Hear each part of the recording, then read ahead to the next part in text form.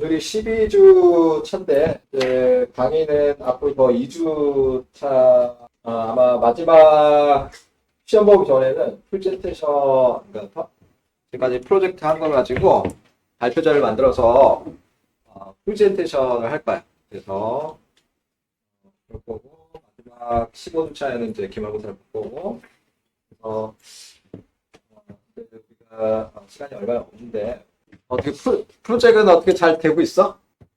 인버스 키네매틱스를 찾는 거는 어렵지 않은 문제야.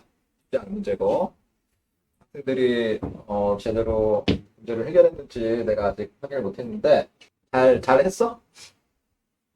오늘까지 내가 제출하라고 한 거 어디까지 제출하라고 했나? 오늘 인버스 키네매틱스를 UR 로봇에 대해서 어떻게 찾을 수 있는지를 설명을 해줄 거야. 설명을 해줄 거고, 이걸 참조해서 만약에 이제 잘 풀었으면 학생들이 푼 방식대로 하면 되고, 만약에 뭐 하지 못했으면 오늘 이제 설명하는 내용을 가지고 인버스 키네매틱스를 적용을 하면 돼. UR 로봇에 대한 이제 파라미터, 그다음에 제로 앵글 포지션, 저는 이전에 설명을 했지. 그래서 우리가 이제 DH 파라미터를 알고 있으니까 우리가 링크 트랜스포메이션 매트릭스 각각의 링크에 대해서 하나의 조인트가 있고, 그 다음 이제 조인트가 주어지면 이 방정식을 사용해서 DH 파라미터를 그대로 대입하면 우리가 로봇의 운동화 키네매틱스를 표현할 수 있는 링크 트랜스포메이션 매트릭스를 결정을 할 수 있고, 이걸 가지고 이제 베이스 제로부터 풀 또는 이제 엔드 팩터 6까지 각각의 링크의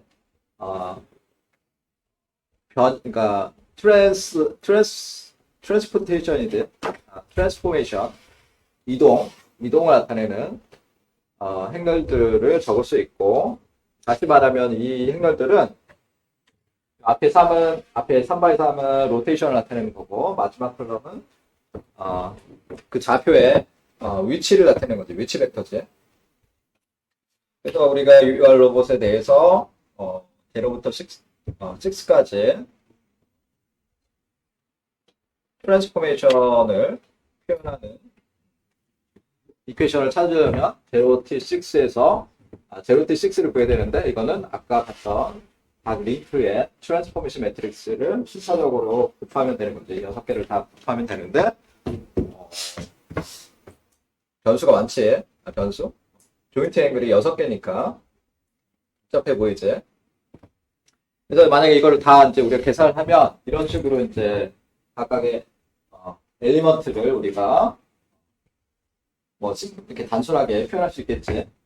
지금 이제 우리가 포워드 키네매틱스에서는 우리가 조인트 앵글을 다 알고 있기 때문에 알고 있으면 이 값을 계산하면 어떤 숫자가 되는 거야. 숫자가 되는데, 인버스 키네매틱스에서는 반대지. 우리가 이 값을 미리 알고 있어. 직교 좌표계 공간에서 우리가 로봇 엔드 이펙터의 포지션, x, y, z 포지션하고 이 축의 방향을 다 알고 있어. 축의 방향 이렇게 할 건지 이거는 내가 결정하면 돼. 내 마음대로 결정할 수 있는 거야. 결정을 하는 거야. 결정해서 알고 있고, 이러한 포지션하고 오리엔테이션을 만족하기 위해서는 우리가 조인트를 어떻게 조정을 해야 되는지, 어떻게 결정해야 되는지를 찾는 게 인버스 키네매틱스지. 그래서 우리가 매니플레이터 로봇을 움직이게 하려면 반드시 이 인버스 키네매틱스가 필요해. 이건 포워드 키네매틱스인데 이퀘이션이 상당히 이제 복잡하다는 거. 그다음에 2를 고려할 때는 만약에 우리가 0.6까지만 했다 그러면 2를 더하게 되면 차이가 마지막에 포지션만 우리가 병렬해 주면 되는 거예요. 뭐 이거를 특별히 고려 안 해도 되고, 고려를 해서 뭐 그래도 상관없고, 차이가 저거밖에 없다는 거야.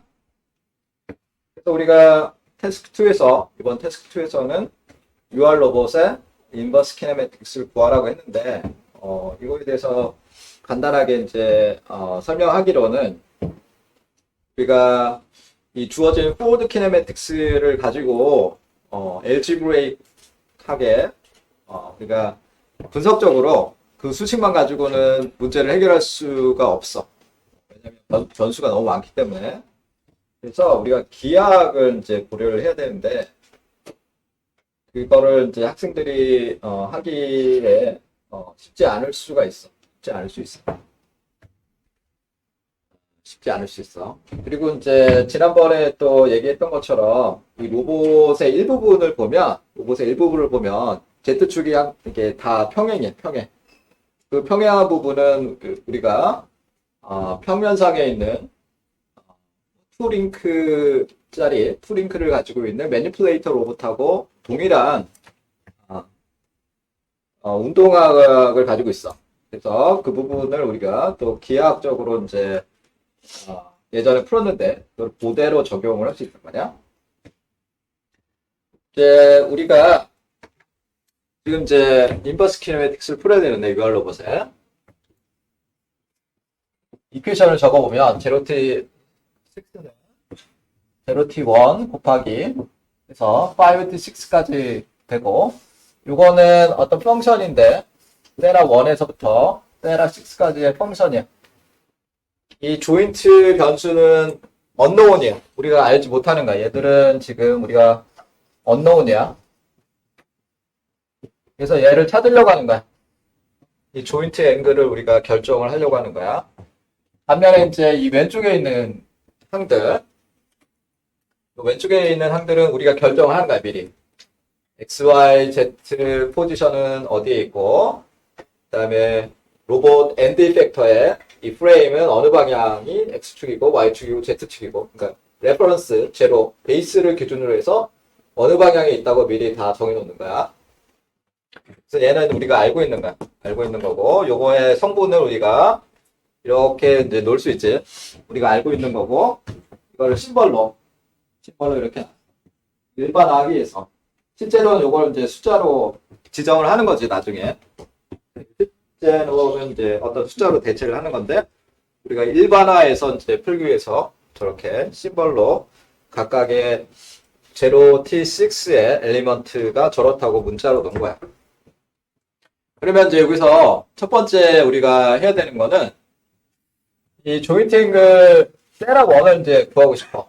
세라 1을 결정을 하고 싶다. 어떻게 찾아야 되느냐?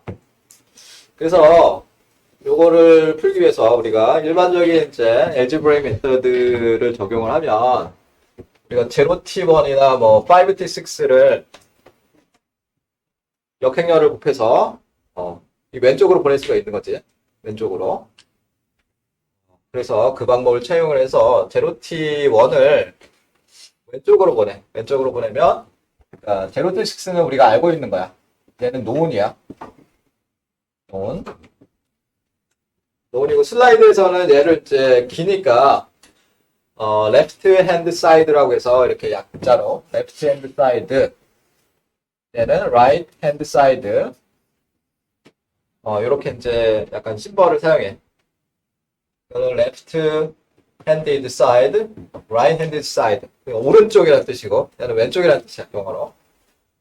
그래서 요 왼쪽에다가, 왼쪽 0t6에다가 0t1의 인버스를 곱하게 돼. 인버스를 곱하게 되면 이렇게 되는 거지. 여기에 0t1의 인버스가 되고, 요 0t1은 이제 인버스를 하게 되면 단위 행렬이 되는 거지. 단위 행렬. 그래서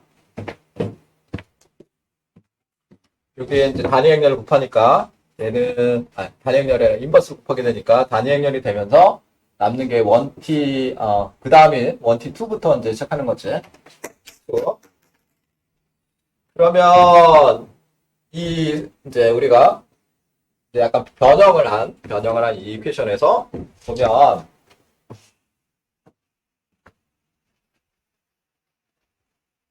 이번에는 요거는 이제 펑션인데 세라 2에서부터 세라 6까지의 함수고 얘는 0t6는 우리가 아는 거고 0t1은 여전히 펑션인데 테라 원의 함수지.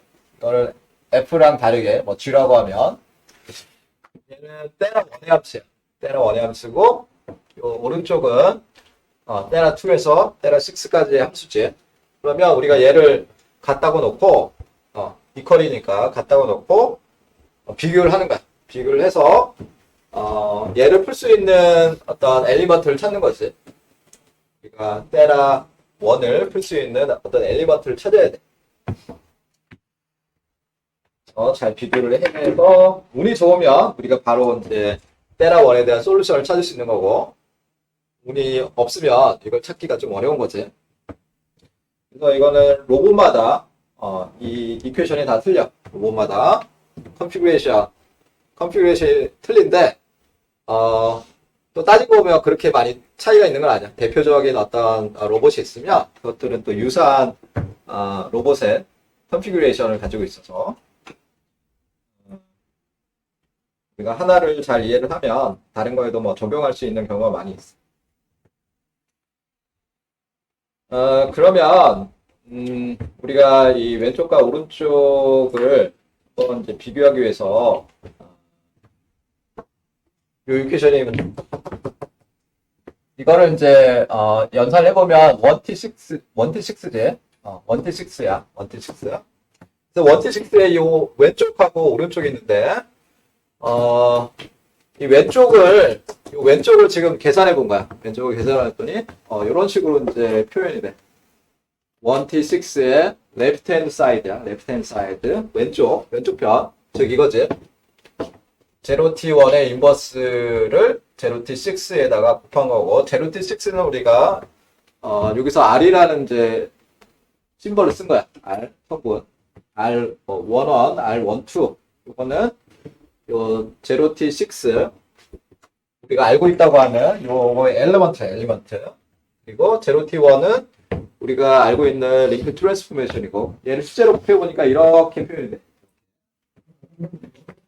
그 다음에 나머지 1t2에서 5t6까지를 쭉 계산한 결과를 여기다 적었어. 1t6라고 하고, 이거를 right side, 이 오른쪽 요거를 이제 실제로 계산해 보니까 이렇게 표현이 되는데, 지금 이게 간단해 보이지만 여기 보면 시그마라는 게 있어. 시그마 1, 2, 3 뭐 이렇게 있는데, 이게 상당히 이제 긴 표현이야. 이게 상당히 길어. 상당히 복잡하단 말이야. 그러면 얘를 이제 비교를 하는 거야. 왼쪽에 있는 항과 오른쪽을 비교해서 테라 1을 찾아야 되는데 그냥 보기에 쉽지가 않지.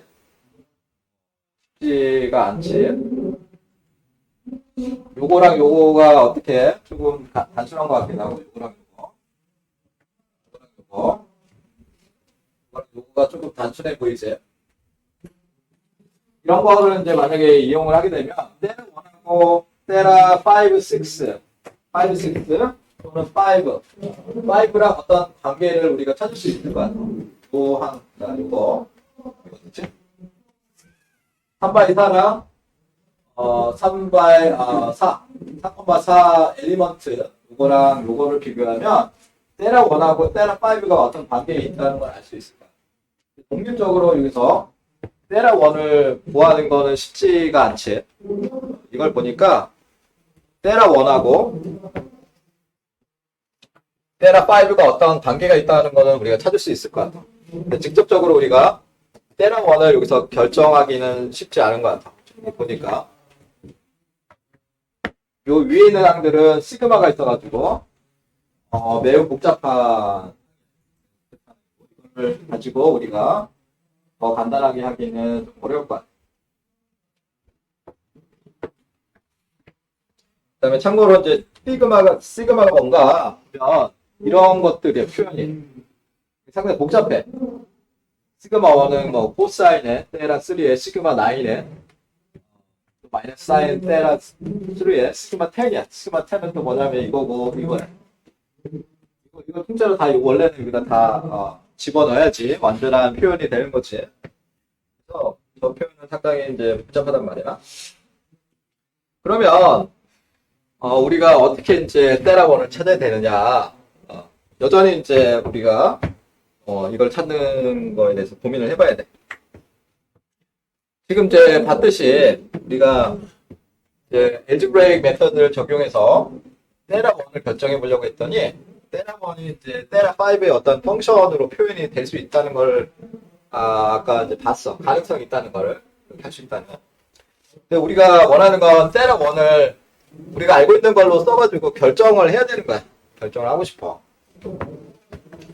그래서 지금 이제 algebraically 수학적으로 풀기가 쉽지는 않다는 거를 이제 봤고, 그래서 이제 우리가 하고 싶은 거는 이거를 기하학적으로 이제 결정을 하려고 하는 거야. 지금 하려고 하는 거. 그러니까 algebraically, 그러니까 수식적으로 이 행렬을 풀어서 결정을 하려고 했더니 어려워서 대신에 다른 방법으로 기하학적으로 이제 풀려고 하는데 프레임 0부터 5까지를 사용해서 하려고 해요. 프레임을 0에서부터 5까지. 왜냐하면 이제 우리가 리얼 로봇의 키네매틱스를 보면 이 5에서 6까지 이 조인트의 관계를 보면 거기는 이제 아주 단순해서 5까지만 알면 6는 바로 알 수 있는 거야.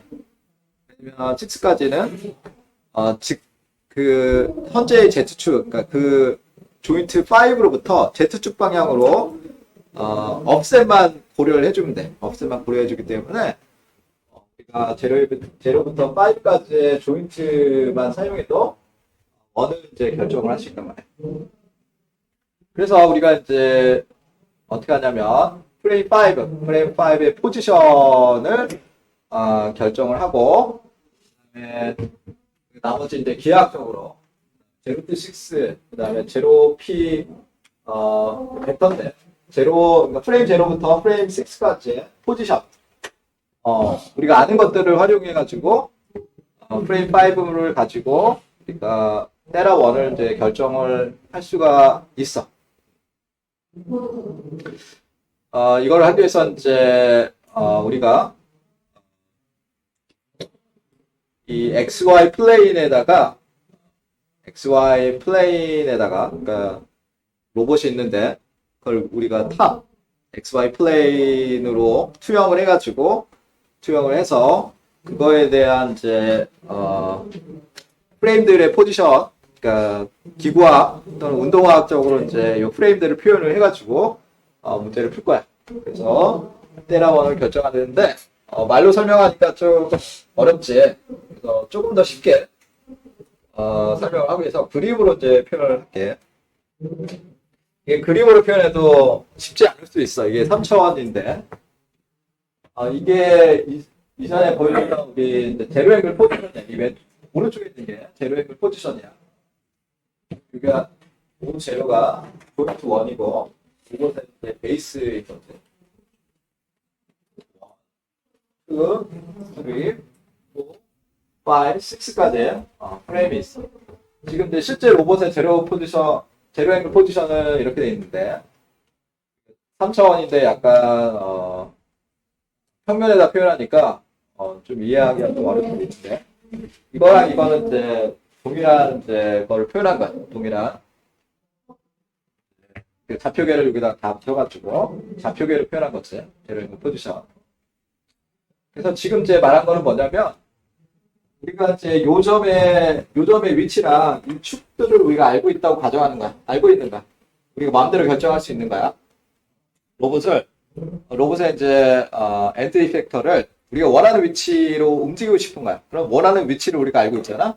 원하는 위치와 방향. 그래서 요 프레임 56, 조인트 6의 포지션하고 오리엔테이션, 이 축의 방향을 우리가 지금 알고 있는 거야. 알고 있어. 그 다음에 우리가 물론 당연히 이제 베이스는 뭐 원점이라고 우리가 놓겠지. 원점 아니면 우리가 알고 있는 점으로 놓는 거야. 두 개의 점을 알고 있는 거야. 두 점을 알고 있고 이걸로부터 이제 각각의 조인트 앵글을 결정해야 되는데 지금은 이제 제로 앵글 포지션, 모든 조인트 앵글이 다 0인 위치를 그린 거고 우리가 랜덤한 이제 포지션으로 이걸 그리면 상당히 복잡해져. 3차원에서 막 회전하기 때문에 복잡해지는데 그래서 이제 아까 말한 것처럼 이제 우리가 제일 먼저 하고 싶은 거는 요 Z0로 이게 얼마만큼 돌아갔느냐는 거예요. 요 점의 위치가 요 점의 위치와 방향이 주어졌을 때 이걸 얼마나 회전해야 되느냐 하는 거를 이제 결정하려고 하는데 우리가 이제 여기서 아까 말했던 것처럼 특이한 게 뭐냐면 여기서 여기까지 가는 거는 우리가 쉽게 결정할 수 있어. 왜냐하면 Z5를 따라서 D6만큼만 이동하면 돼. 우리가 요거를 알면 요 위치를 구할 수 있고 요 위치를 알면 요 위치를 쉽게 구할 수가 있어. 우리가 링크 트랜스포메이션을 보면 쉽게 이해를 할 수 있거든. 여기서까지는 자동이야. 요걸 알면 요 위치 알 수 있고 요걸 알면 요 위치를 바로 알 수 있어. 왜냐면 이 축 Z6랑 Z5가 동일선상에 있어. 동일선상에 있기 때문에 위치만 이렇게 이동해 주면 되는 거야. 우리가 하려는 건 요 점의 위치랑 오리엔테이션 알고 있고 요 점의 위치를 알고 있으면 요 점의 위치도 자동적으로 알 수 있다는 거야. 그래서 문제를 좀 더 단순하게 해서 우리가 이 책에서 제로 파일까지 프레임을 볼 거야.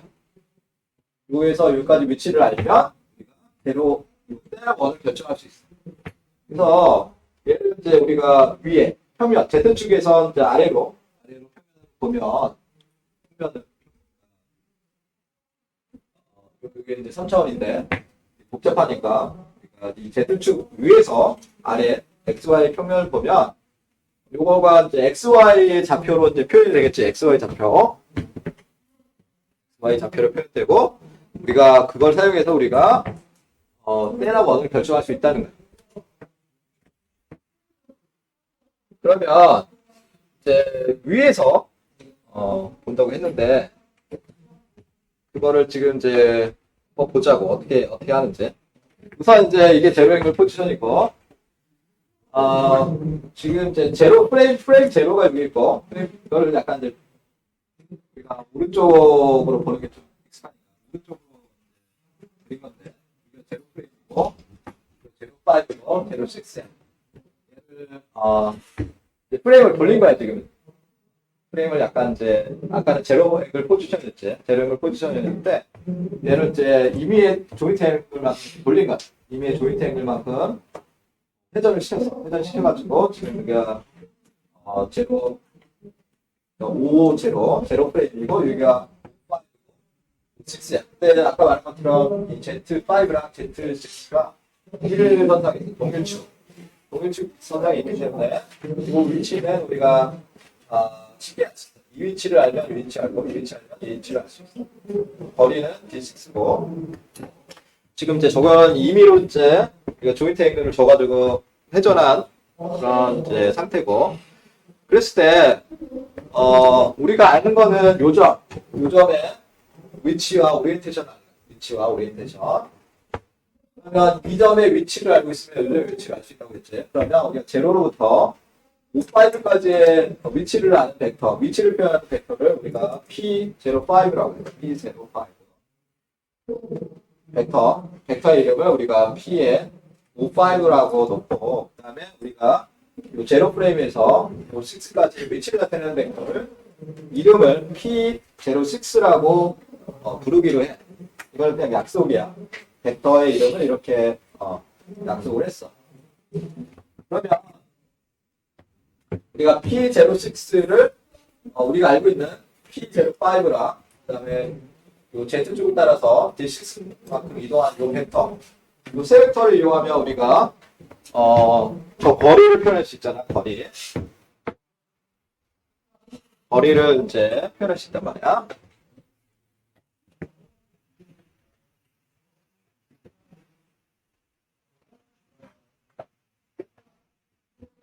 저거를 이제 벡터 표현으로 거리로 이제 표현하면 P06는 벡터 05 더하기 요 Z 지금 Z5야. Z5 벡터를 따라서 D 저게 6인가? D6만큼 이동하면 돼. 이게 벡터적으로 표현할 거야. 벡터적으로 거리를 표현한 거야. 근데 우리가 이제 기준 프레임이 제로지. 제로를 여기다가 붙여주는 거야, 제로. 프레임을 제로를 이제 붙여줬어.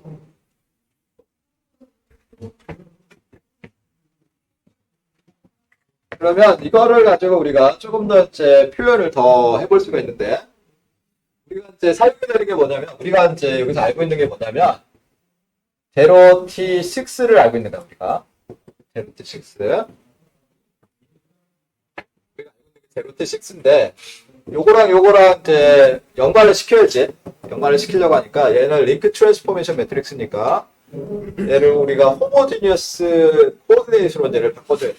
호모지니어스 코디네이트로 바꿔준다는 건, 우리가 P라는 이제, 호모지니어스 코디네이트이 있으면 얘는 P벡터에다가 2를 적어주는 거지.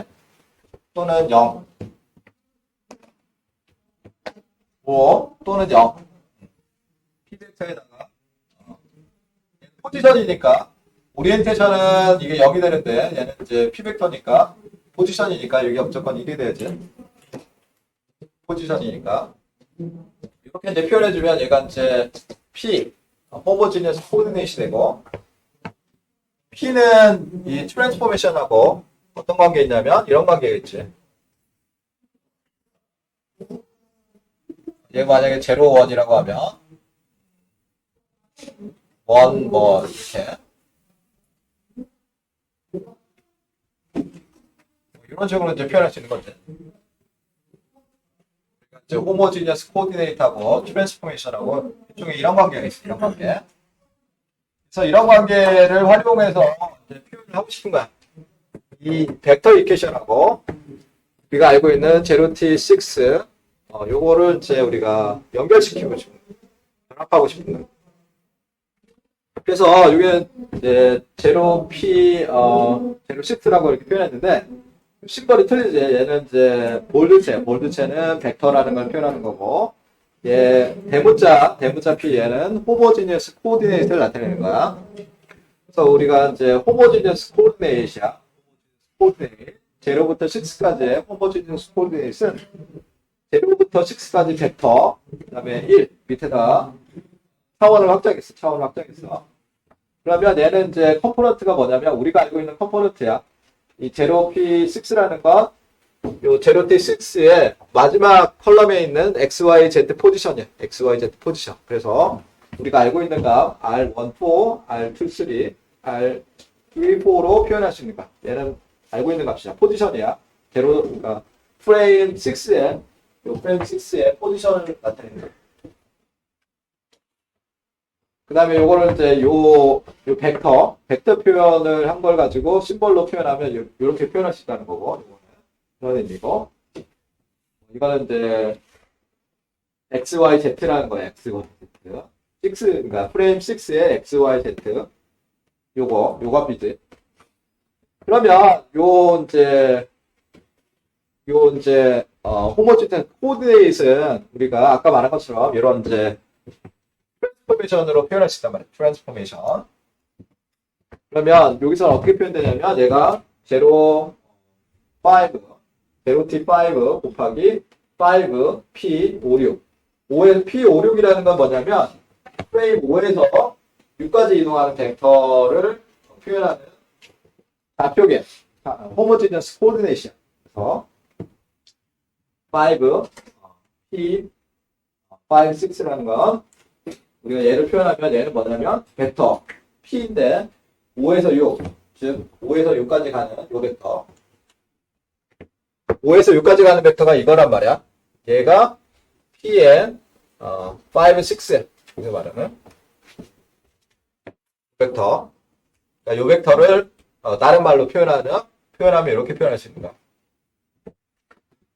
그래서 요 벡터 요 5,5에서 5,6까지 요 벡터에다가 제로 T5를 곱해주면 요 호모지니어스 코디네이트하고 동일하다는 거야.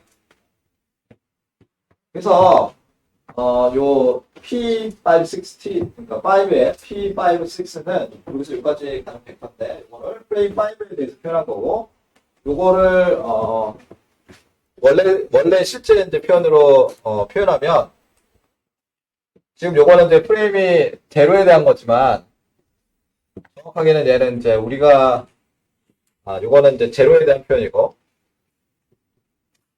제로에 대한 표현이고, 만약에 이걸 이제 5, 우리가 제로 T5랑 연산하기 위해서는 우리가 5를 레퍼런스로 사용해야 되고, 5를 레퍼런스로 사용하니까 Z5가 5가 되는 거지. 그래서 이렇게 이제 표현할 수 있다.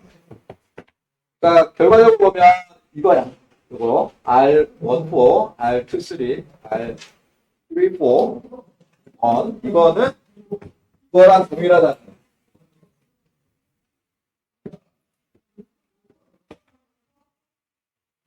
저렇게 표현할 수 있다는 거지.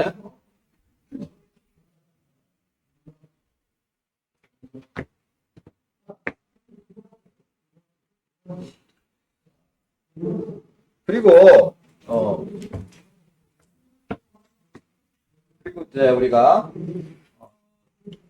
이 프레임 이제 제로에서 5까지를 표현하는 이 벡터를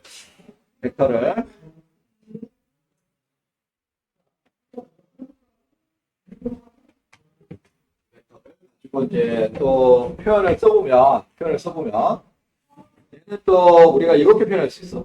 T6 곱하기 6, 6, P65 이렇게 표현할 수 있는데 이게 만약 P65라는 건 뭐냐면 요 프레임 6에서 프레임 5, 그러니까 6에서 프레임 5까지 위치를 나타내는 벡터고 요 위치를 나타내는 벡터는 T6에 6Z5 이렇게 표현돼. 결과적으로는 이제 제로 T6에다가 마이너스 6로 표현된다. 그래서 저게 나타내는 건 뭐냐? 이거를 우리가 제로 P, 제로 5 이 벡터를 표현한 거야. P의 제로 5는 이렇게 되는 거지. 제로 P, 제로 6 벡터 마이너스. 이게 뭐냐면은 이제 아까 뭐라고 했지? 이게 P 5, 6 제로인 거지. 이거는 빼기 제로 P에 5, 6 이렇게 되는 거지. 이 표현을 지금 쓴 거야, 이거는.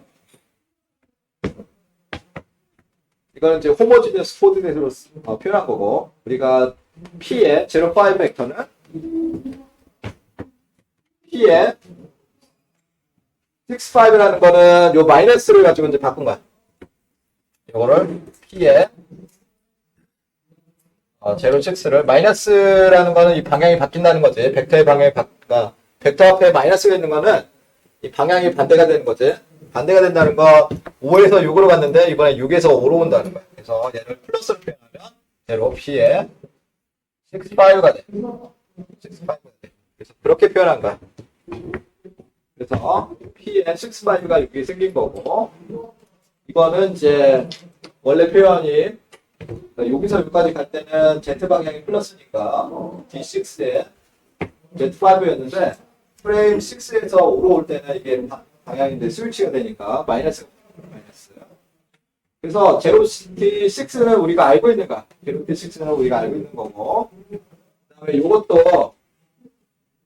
요거를 우리가 좌표계로 표현하면 Z5를 프레임 6에서 보나 프레임 5에서 보나 왜 동일해. 왜냐면 같은 축이니까. Z5나 Z6나 동일직선에 있기 때문에 우리가 좌표계 5에서 보든 6에서 보든 다 동일한 Z축이야. 그래서 좌표계가 얘가 Z5라는 건 좌표계가 00이 Z축. 그래서 이거를 우리가 벡터로 표현했더니 벡터로 표현하면 이렇게 0, 0, -T6, 1이야. 그래서 T6는 DH 파라미터야. 0T6는 우리가 이미 알고 있는 우리가 이제 쉽게 결정할 수 있는 로봇 엔드 이펙터의 포지션하고 오리엔테이션이야. 그래서 이거를 알기 때문에 이 오른쪽을 알고 있기 때문에 왼쪽은 우리가 모르는 거야. 모르는 건데, 우리가 결정을 할 수 있는 거지. 이 방정식을 사용하면, 우리가 요 프레임 5의 위치를 결정할 수 있는 거야. 프레임 5에. 지금 우리가 하는 거는, 일단 한 거는 뭐냐면, 우리가 알고 있는 점의 위치가 이거란 말이야. 이거는 이 점의 위치를 알고 있는데, 이 점의 위치를 결정한 거야.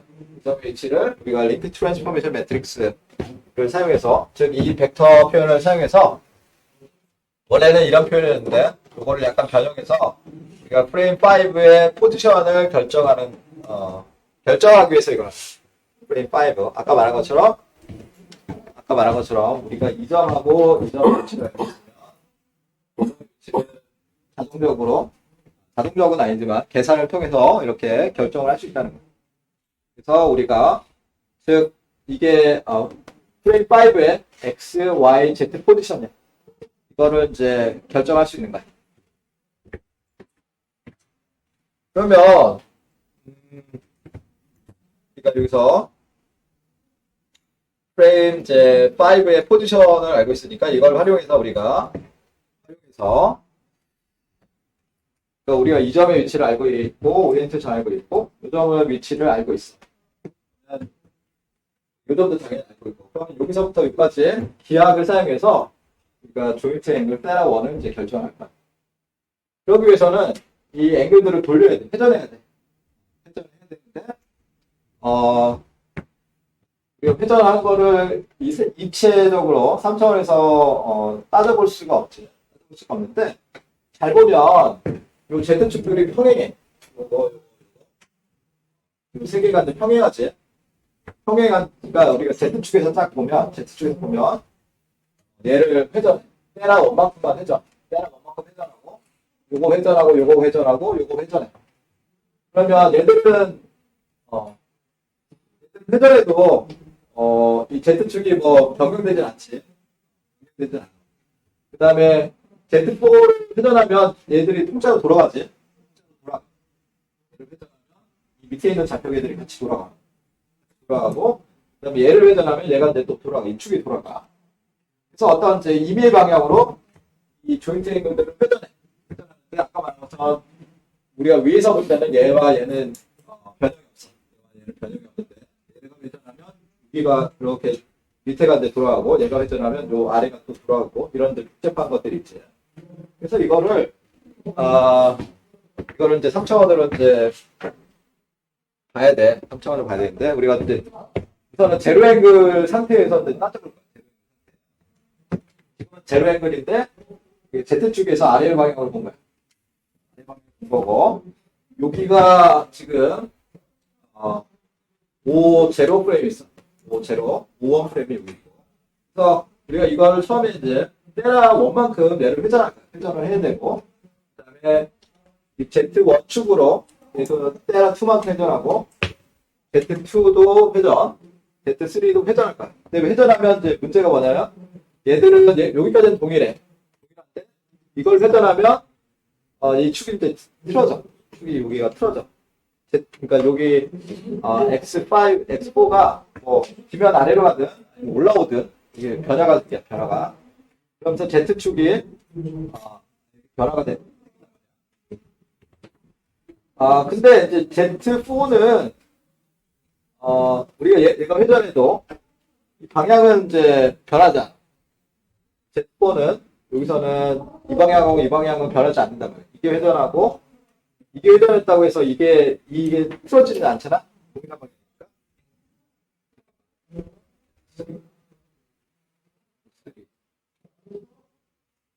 아니야. 그게 아니구나. 이 Z4가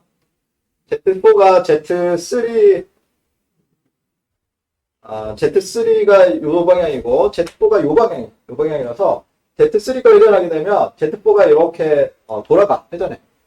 Z4가 돌아간다는 말이야. Z4가 이렇게 돌아가게 되면 나머지 밑에 있는 딸린 이제 요 프레임들도 같이 돌아가. 같이 회전해. 그래서 요 아래부터는 축이 이 플레인이 이제 바뀌어. 플레인이 이제 모양이 바뀐단 말이야. 그래서 그거를 따져가지고 이제 그림을 그려야 돼. 따져가지고 그림을 그리니까 그려보니까 이렇게 돼. 임의 앵글로 이제 이 조인트 앵글을 다 틀은 거야 지금. 그래서 테라 원만큼 이제 회전했어.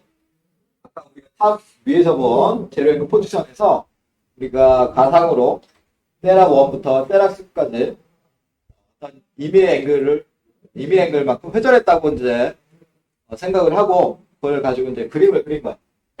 그래서 테라 1만큼 회전했어.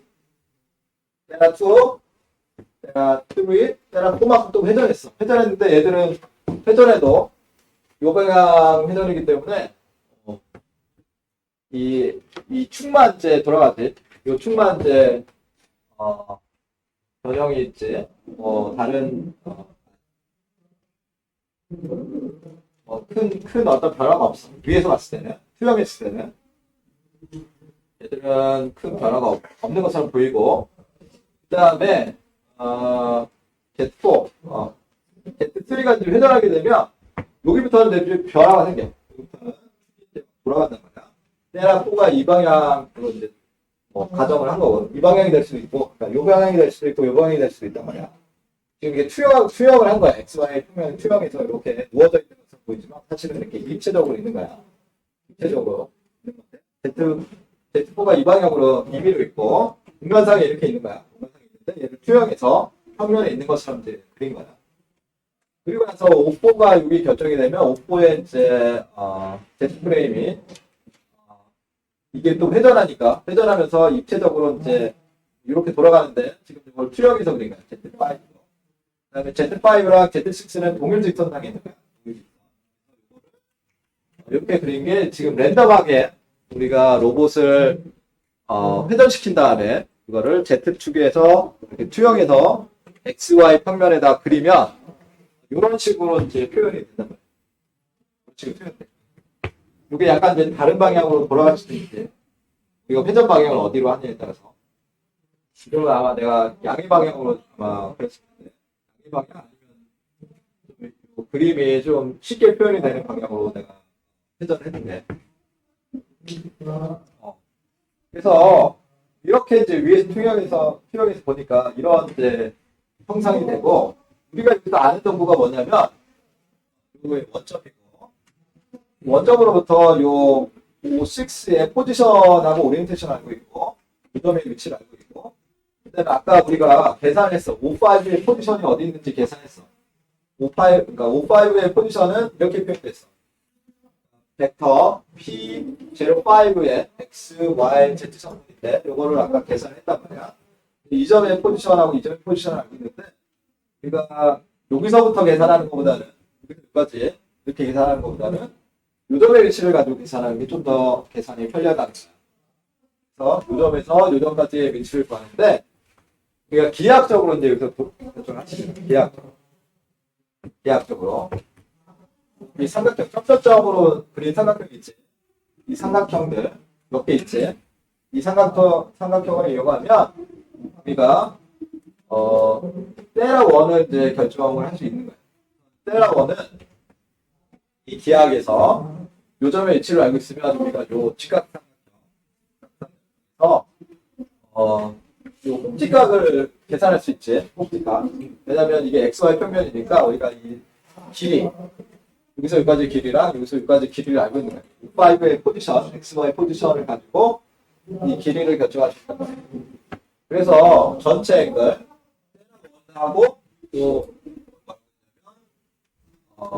파이 나누기 파이 빼기 파이 나누기 2 또 P라고 있는데 이걸 P라고 하는 이유는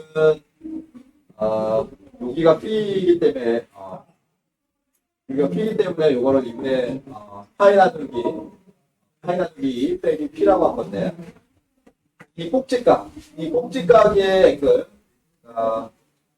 테라 1 더하기 2분의 파이 마이너스 P 요거의 앵글을 우리가 요거의 포지션으로부터 구할 수 있어. 근데 이제 우리가 원하는 건 테라 1인데 요 모르는 각을 빼줘야 되겠지. 모르는 각 P라는 걸 빼줘야 돼. P는 어디서 나오냐? P는 이게 약간 회전한 요 삼각형 직각 삼각형에서 나오는 요 직각 삼각형을 보면 우리가 요점에서 요점까지의 위치는 알고 있지. 그 다음에 여기서 여기까지 거리는 우리가 offset D4에서 그려준대. D4. 여기서 여기까지 거리도 알고 있어. 그러면 우리가 요 두 변의 길이를 알고, 두 성분의 길이를 알고 있고, 사이각. 이 사이각은 우리가 코사인 법칙을 사용하면 구할 수 있지. 그래서 P를 결정할 수 있단 말이야. P를 결정할 수 있고, 우리가 요 꼭지각을 계산할 수 있으니까 요거 연산을 하면 우리가 테라 원 구할 수 있어. 기하학적으로. 그래서 지금 여기 이제 수식적으로 쓴 게 이거야. 수식적으로 쓴 게. 기하학을 사용해서 우선 테라 원은 여기서 테라 원은 어떻게 결정하느냐? 우선 여기서 요 앵글을 보니까 좀 앵글도 복잡하게 표현되어 있지?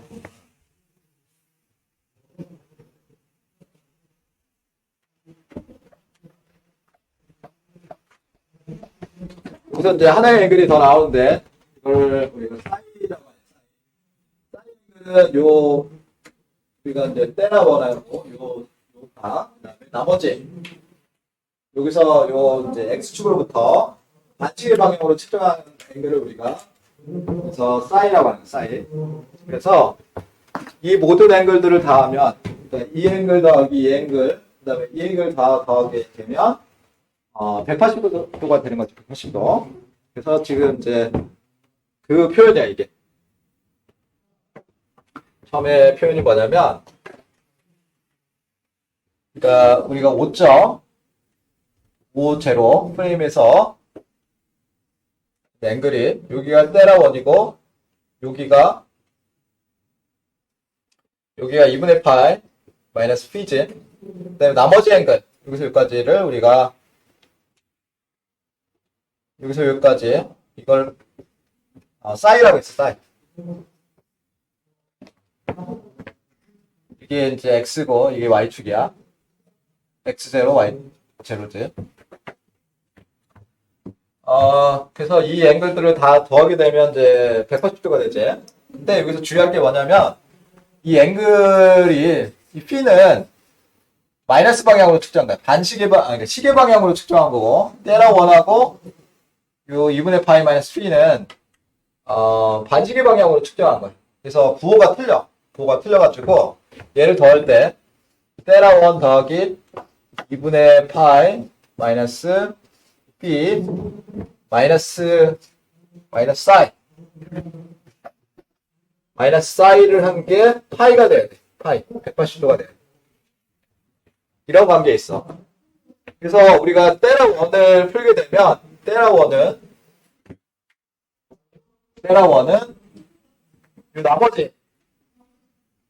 이 나머지를 오른쪽으로 옮기게 되면 마이너스 2분의 파이 마이너스 p 그다음에 플러스 사이가 되지. 그러면 결과적으로 파이 마이너스 2분의 파이니까 2분의 파이 그 다음에 마이너스니까 플러스 p 더하기 사이. 우리가 이런 표현을 얻는 거지. 테라 원을 결정하기 위해서는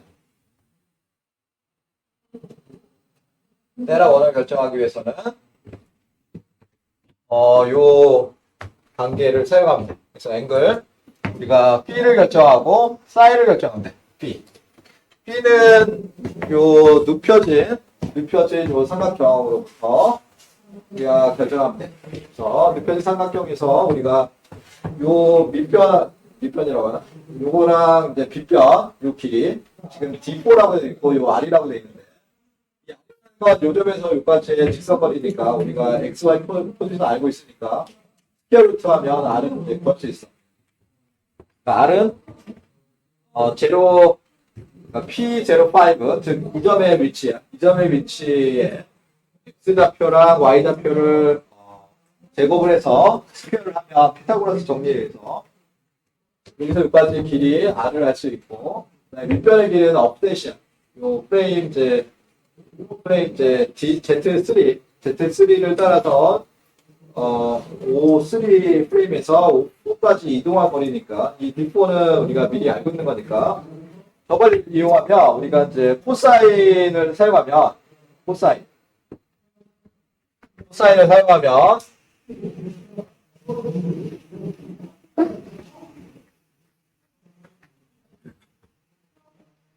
이렇게 눕혀진 이제 삼각형에서 직각삼각형에서 밑변의 길이가 D4고 뭐 빗변의 거리가 R이니까 R은 우리가 알고 있는 거고 요 사이 각이 우리가 P라고 했어. P. 그래서 이걸로부터 우리가 삼각법칙에서 코사인 P는 R분의 D4야. R분의 D4.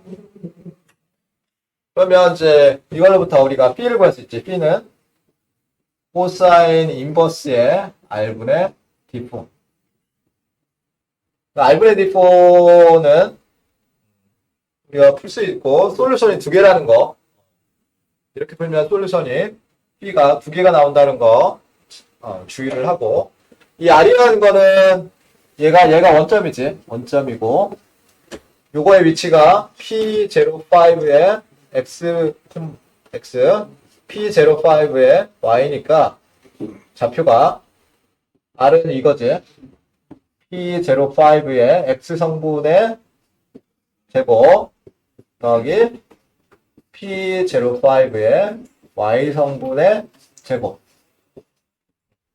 그래서 슬라이드에 적어놨지. R, P. P를 결정했고 그 다음에 사인을 어떻게 결정하느냐. 사인.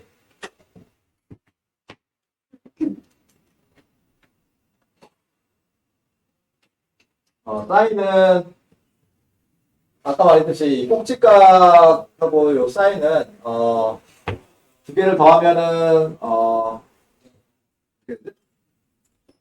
180도가 되더래. 180도. 그래서 요 사이각을 이제 결정하는 거야. 사이각을 결정하게 되면 사인을 구할 수 있는 거지. 그러면 사인은 어떻게 결정하느냐? 사인은 A10 2 그 다음에 Y 포지션. 우리가 A10-2에 Y 포지션, X 포지션 적어주면 우리가 사이를 결정할 수 있는 거지. 그러니까 여기서부터 여기까지 특별한 각은 요점의 포지션을 알고 있으면 우리가 A10-2로 구할 수 있는 거지. A10-2를 결정할 수 있어. Y 포지션, X 포지션 우리가 알고 있는 거야.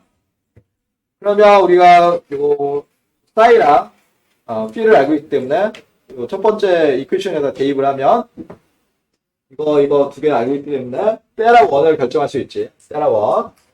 그러면 테라 원을 우리가 저렇게 찾았기 때문에 우리가 제로 T1 이 링크 트랜스포메이션 제로 T1도 알고 있는 거지. 제로 T1은 이렇게 쓰면 되는데 우리가 테라 원을 지금 이제 계산할 수 있는 거지. 그러니까 점이 아니라 프레임 5의 포지션을 알고 있어. 프레임 5의 포지션을 알고 있으면 그걸로부터 테라원이 결정되고 테라원이 결정되면 제로 T1도 우리가 알고 있는 거야. 그럼 나머지 이제 다섯 개 앵글을 찾으면 돼. 5개 앵글. 알겠지? 이해돼? 이해돼? 어렵지?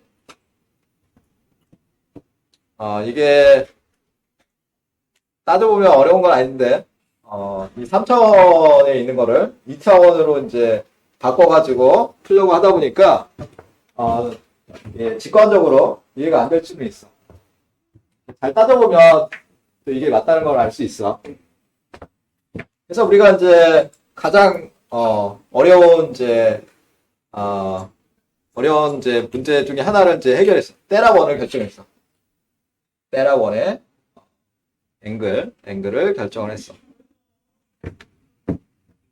그 다음에 이제 나머지를 찾아야지. 나머지를 찾는데, 우리가 이제, 엘지브레이케이션을 이제 사용했다. 제로 T1을 알기 때문에,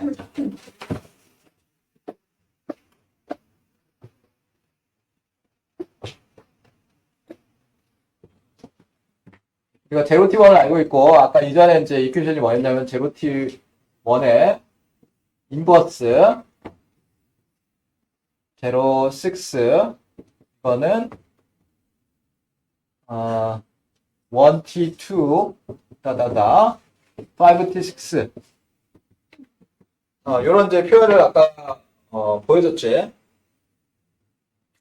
그러니까 링크 트랜스포메이션 매트릭스에서 링크가 아니라 포워드 키네매틱스 이퀘이션에서 왼쪽과 오른쪽에서 오른쪽에 제일 앞단에 있는 0t1의 인버스를 곱해서 이렇게 이제 변형했는데 우리가 이 테라1을 구했기 때문에 이거는 이제 우리가 아는 거라면 이것도 알고 이것도 알아. 나머지 이제 우리가 모르는 앵글이 테라 1부터 테라 5까지가 있단 말이야. 그러면 이걸 가지고 이제 다음 이제 단계로 넘어가기 위해서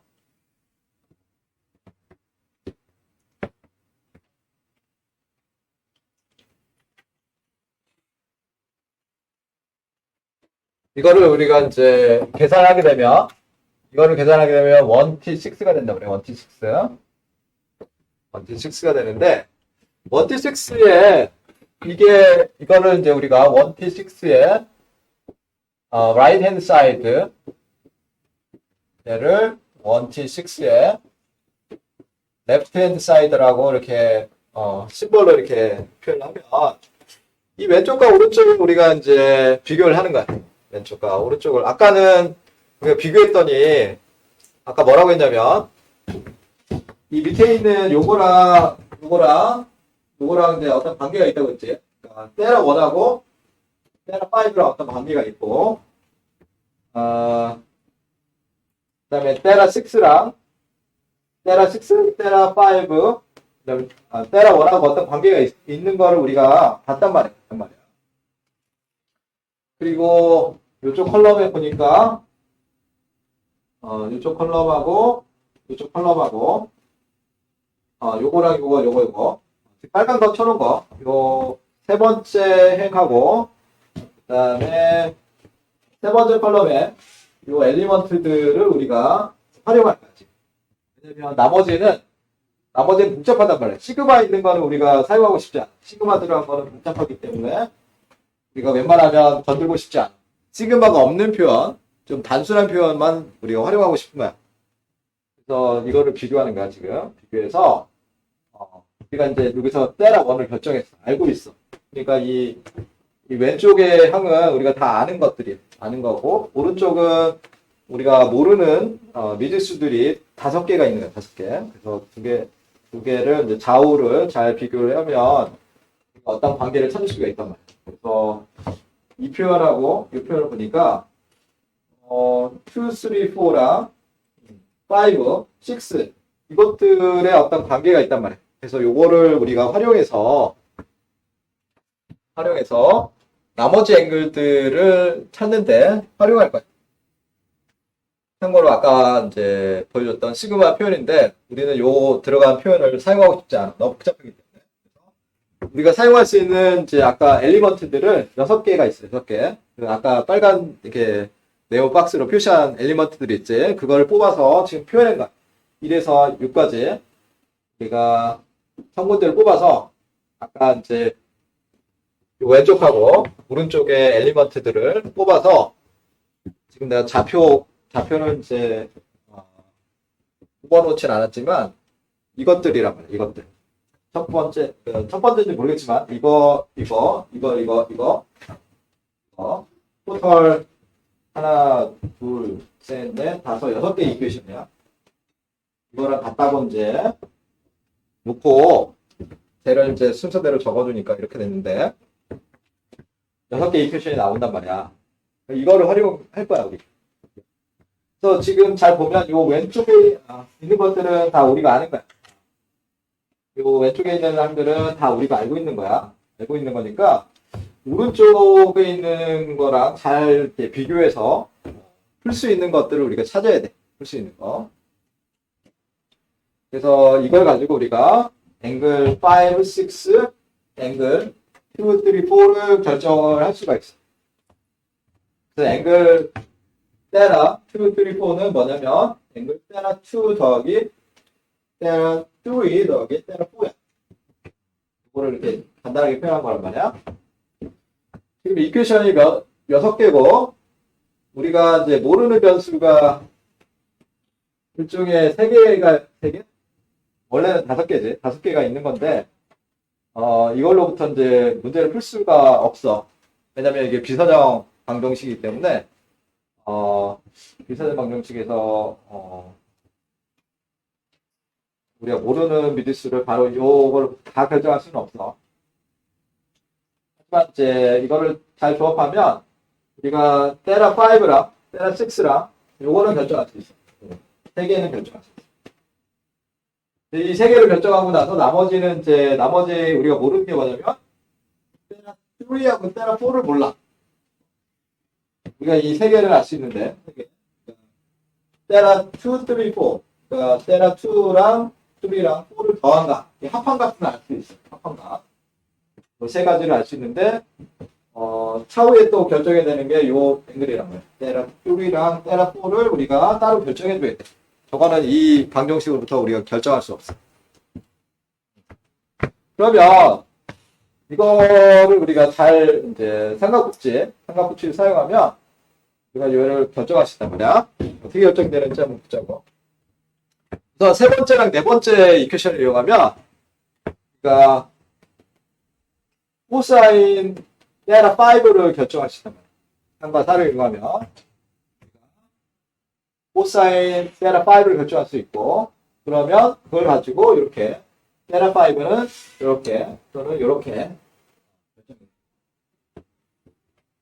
3번과 4번 이퀘이션이 뭔지 한번 잠깐 볼까? 3번과 4번 이거야. 그러니까 요거 지금 보니까 이게 코사인 테라 5밖에 없지, 하나밖에 없지. 또 4번을 보니까 4번도 코사인 테라 5밖에 없어. 그러니까 얘가 두 개가 3번과 4번이 사실은 같은 이퀘이션인데 표현은 다르지만 얘들은 서로 독립적인 이퀘이션이 아니야. 하나의 이퀘이션이야. 이거 그러니까 3번을 사용하든 또는 4번을 사용해서 우리가 5를 결정할 수 있어. 알겠지? 표현법은 틀리지만 동일한 거야. 코사인 테라 5, 얘도 코사인 테라 5. 3번과 4번을 이용해서 우리가 앵글 둘 중에 하나 표현을 사용하는데 둘 중에 하나 이거든 또는 이거든 우리가 알고 있는 정보를 가지고 편하게 사용할 수 있는 그러니까 편하게 뭐 간단한 걸 사용하는 게 편하겠지. 간단한 거 뭐 요걸 사용하는 게 더 낫겠지. 방법보다. 그래서 사용을 하면 되고 둘 중에 하나 사용해서 그 다음에 1번하고 2번을 사용하면 우리가 테라 6를 결정할 수 있어. 1번과 2번을 한번 보면 1번과 2번 코사인 테라 6, 사인 테라 6 사인이 있네. 그러면 이걸 나누면 탄젠트가 나올 것 같지? 이걸 둘 중에 하나로 나눠주면 얘가 약분되고 얘가 약분되고 그러니까 2번 방정식을 1번으로 나눠주면 얘가 나눠지면서 사인 테라 6 나누기 코사인 테라 6가 되니까 탄젠트가 되네. 뭐 저런 식으로 해서 아니면은 그런 식으로 하면 탄젠트를 구할 수 있고 또는 뭐 A10-2를 사용하게 되면 뭐 이런 식으로 구할 수 있어. A10-2를 사용하면 이런 식으로 표현할 수 있어. 그리고 이제 여기 보면 지금 여기는 A10-2를 사용했는데 A10-2를 사용하면 솔루션이 하나밖에 없어. A10-2를 사용하면 솔루션이 하나밖에 없는데 여기서는 이제 사인 테라 5가 밑에 왔는데 왜냐면 우리가 테라 5를 위해서 결정하기 때문에 얘는 이제 더 이상 믿을 수가 아니지.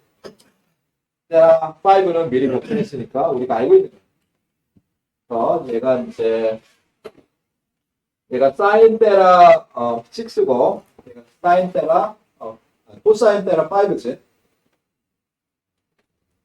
그래서 테라 6를 이렇게 결정할 수 있고 만약에 여기서 테라 5가 0이면 이 방정식을 사용하지 못하는 거지.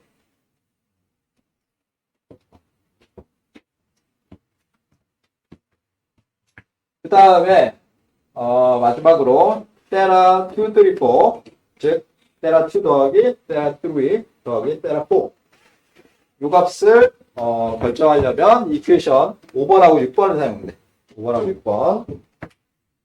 5번하고 6번을 보니까 요게 테라 2, 3, 4지. 그 다음에 코사인 테라 2, 3, 4가 있고, 이게 사인 테라 5, 사인 테라 5 역시 있지. 우리가 미리 이제 이건 첫 번째 결정했지. 3번 또는 4번을 이용하면 우리가 사인 테라 5를 결정할 수 있잖아. 그러니까 마찬가지로 얘를 이제 왼쪽으로 넘겨버려. 그러면 우리가 sin 2, 3, 4랑 코사인 2, 3, 4를 아니까 우리가 a-2 공식에다 대입하면, 즉 a-2는 이렇게 쓰는 거지. a-2 이거는 y좌표 문법, y좌표, x좌표 또는 a-2는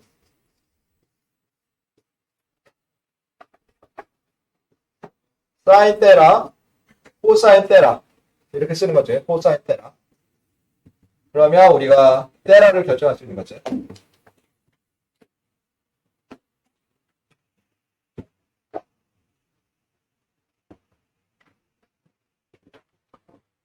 요거를 a-2를 다시 적어보면 이거지. 요 점의 좌표가 x, y야. 그 다음에 사이각이 테라야. 그랬을 때 테라를 결정하는 방법은 a-2 y, x, a-2 sin 테라, 코사인 테라 이걸로 나눠주면, 이걸로 계산해주면 테라를 결정할 수 있는 거지. 그래서 우리가 이제 세 가지를 구했어. 테라 5, 테라 6, 예, 테라의 2, 3, 4. 근데 아까 말했던 것처럼 우리가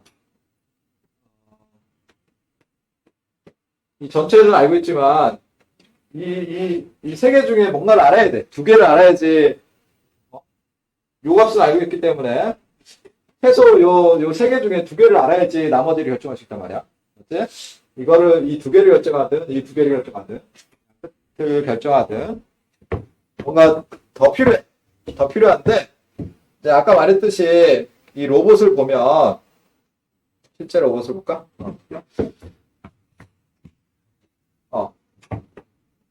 여기 이제 5원 조인트랑 오트리 조인트가 있는데 이것들의 방향이 다 이제 뭐라고 하지? 평행. 그래서 여기서부터 여기까지는 보면 투 링크 매니플레이터랑 동일한 이제 운동학을 가지고 있어.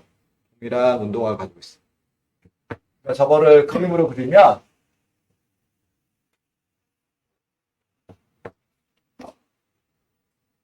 이제 5원 프레임에서 보면 O2, O3 프레임인데 Z1, Z2, Z3인데 이게 투링크 매니플레이터랑 동일한 이제 운동학을 가지고 있어. 저 부분이. 그러니까 1, 2, 3로 시작하는 저 부분이 투링크 매니플레이터 2차원에 있는 투링크 매니플레이터랑 동일하단 말이야. 그러면 우리가 바로 이전에 투링크 매니플레이터의 운동학에 대해서 이전에 공부를 했단 말이야. 그러면 그거를 우리가 이제 그대로 활용할 거야. 이 투링크 매니플레이터의 운동학이 어떻게 표현되는지를 보여주기 위해서 이걸 계산해봤어. 여기 뭐냐면 프레임 이제 1에서부터 4까지 링크 트랜스포메이션 매트릭스인데 요거를 실제로 계산해보니까 이런 식으로 이제 표현이 돼. 그러니까 우리가 요거를 이제 표현하고 싶은 건데 요거. 예. 요게 5,4가 있단 말이에요.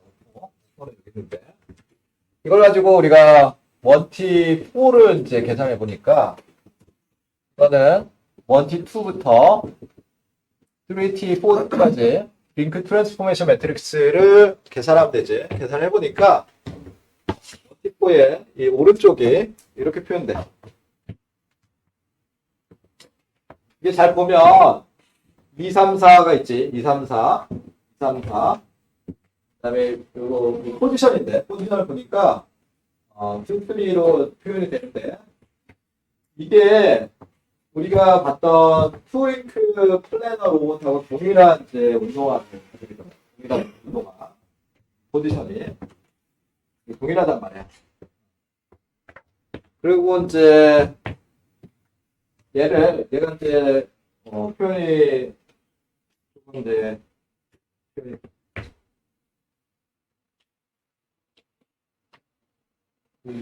우리가 이제 요거는 아까 구했지, 요거는 구했기 때문에 요것들은 다 알고 있지. 그래서 요거를 기니까 우리가 대체를 해서 B14, B23, B14, B24,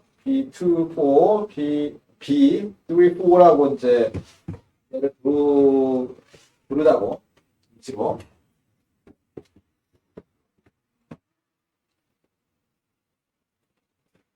근데 이제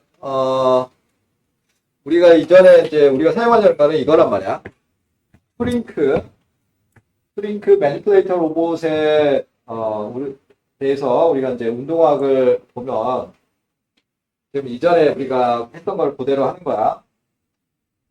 링크의 길이가 A1, A2고 프레임이 이제 여기는 제로야. 제로. 프레임 5, 제로, 프레임 1, 프레임 0, 프레임 1, 프레임 2란 말이야. 요런 이제 로봇에서 우리가 조인트 앵글 테라 1하고 테라 2로 이제 결정을 할 때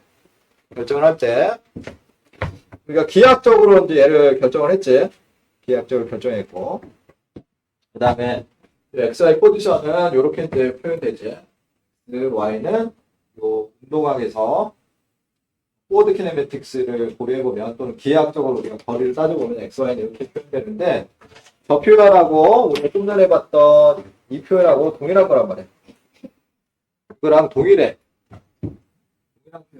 동일한 표현인데 조인트 번호만 이제 바뀐 거야. 조인트 번호가 아까는 이거는 이제 제로 1부터 시작하는 거고 우리가 이전에 했던 거는 제로 프레임부터 시작하는 거야. 동일한 거야. 그래서 이 결과만 보면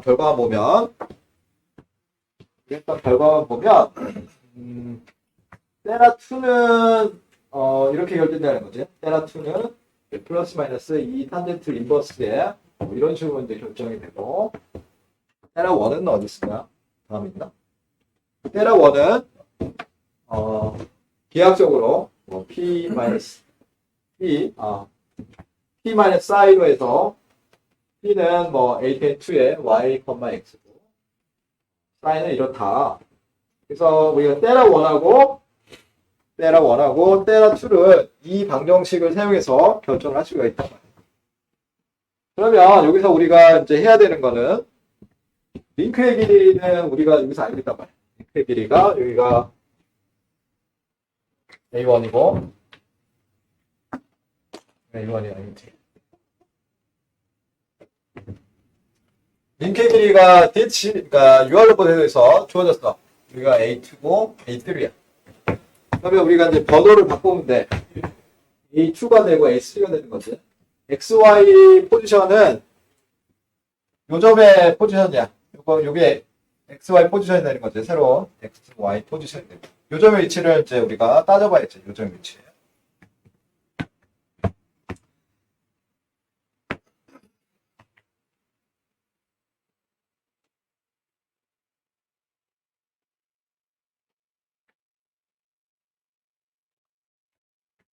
XY 포지션하고 링크의 길이 이거 아니면 우리가 테라2 결정할 수 있지. 테라2를 결정할 수 있고 그 다음에 테라1은 어떤 게 할 것이냐면 XY랑 그 다음에 링크의 길이 그러면 이거를 이용하면 우리가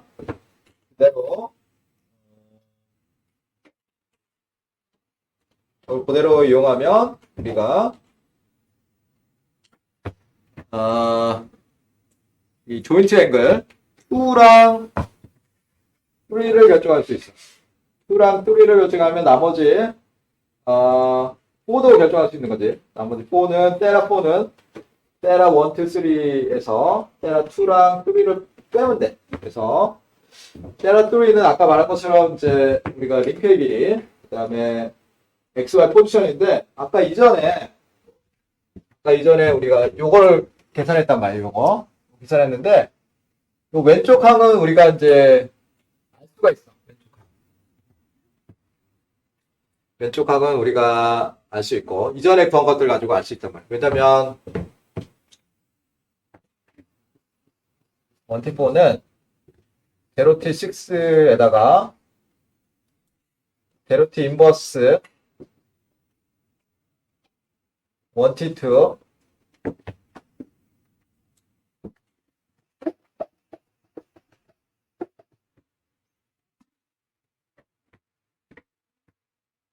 아까 다시 돌아갈까? 요 원티4라는 거는 아까 원티4의 이제 레프트 항 라이스로 돼 있는데 라이스는 우리가 1t2 곱하기 2t3 2t4라고 해서 2랑 3랑 테라 4의 함수고 요 좌측에 있는 1t4는 어떻게 결정되냐면 제로T6에다가 제로T1의 인버스를 앞에다 곱하고 그다음에 5t6의 인버스에다가 4t5의 인버스를 곱하는데 이거는 우리가 다 알고 있는 거야. 우리가 이전에 테라 1 구했지. 테라 1 구했고 테라 5 테라 6 앵글 구했고 테라 5 앵글 구했어. 그래서 요거는 다 알고 있는 거야. 우리가 알고 있는 것들을 가지고 계산을 하면 우리가 이렇게 나오는데 어떤 행렬이 나오는데 요 값은 우리가 미리 다 알고 있는 거야. 이걸 계산하면 알 수 있는 거야. 근데 이제 오른쪽을 모르는 거였지. 그래서 여기서 우리가 필요로 하는 게 좌표점이 이거란 말이야. B14랑 B24란 말이야. 이게 XY 포지션이란 말이야. 그러니까 요거 요 55 여기에 프레임이 4가 있는데 이거의 좌표점이 B14, B24란 말이야. 이게 일종의 X고 이게 Y인 거지. 이 프레임 4의 XY 포지션이 B14랑 B24란 말이야. B14는 어떻게 표현되느냐? 이렇게 표현돼. 수직으로 써서 상당히 복잡하지. B14 지금 이렇게 표현되는데 이거는 다 우리가 아는 값들이야. 우리가 지금 다 결정한 값들이야. 결정한 값. B14 너무 길어가지고 우리가 심벌을 쓰는 거야. B14 그 다음에 B24 B24는 이거란 말이야. 요거는 다 우리가 알고 있는 거야.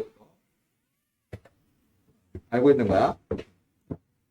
그래서 결론적으로 우리가 테라 2를 이렇게 결정할 수 있다는 거. 플러스 마이너스 2 탄젠트 인버스의 이제 루트 전체 루트. 그다음에 아까 말한 것처럼 B14랑 B24는 우리가 알고 있는 프레임 4의